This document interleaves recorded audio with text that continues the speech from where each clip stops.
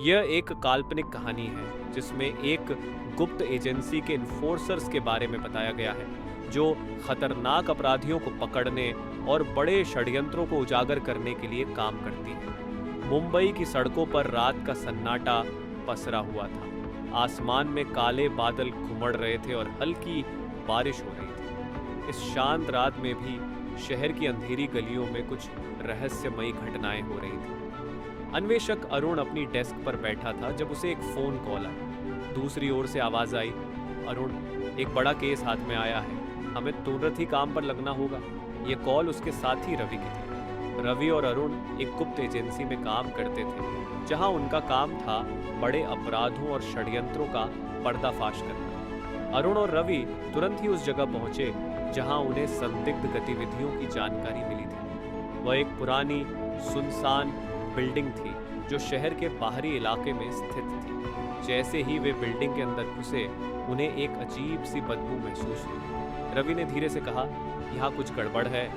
अचानक उन्हें एक कोने में किसी के गिरने की आवाज आई। वे दोनों तुरंत अपनी पिस्तौल निकालकर सतर्क हो गए। उन्होंने देखा कि एक आदमी जमीन पर पड़ा था। उसकी नाड़ी महसूस कर उन्होंने पाया कि वह मर चुका था। अरुण ने कहा, यह मामला साधारण नहीं है, हमें इसके पीछे के रहस्यों का पता लगाना होगा।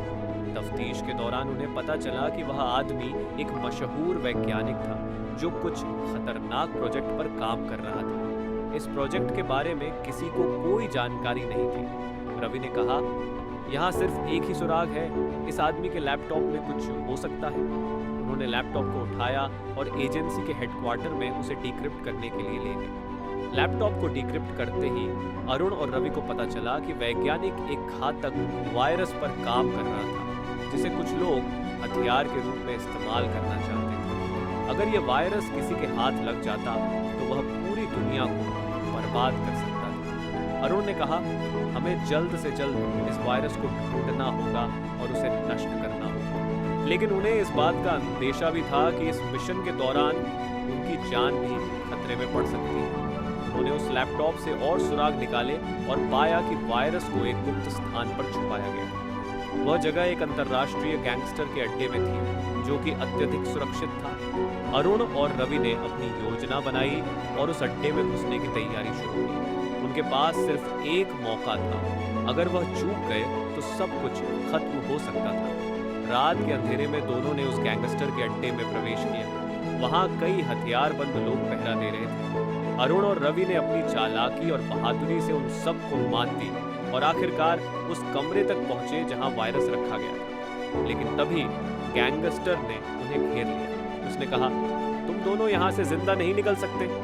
अरुण ने अपनी चालाकी से गैंगस्टर का ध्यान भटकाया और रवि ने एक बटन दबाकर पूरे कमरे को सील कर दिया। गैंगस्टर ने गुस्से में चिल्लाते हुए कहा, तुमने ये क्या किया?